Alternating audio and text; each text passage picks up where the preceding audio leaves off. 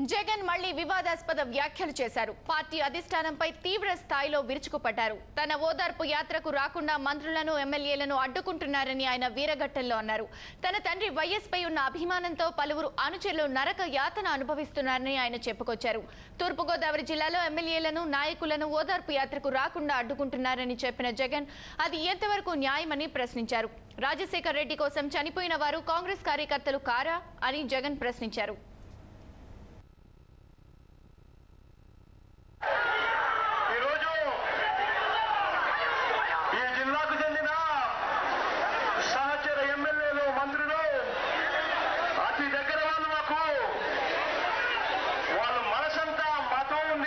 రాజశేఖర్ రెడ్డి గారితో ఉంది, నరక యాతన అనుభవిస్తున్నారు.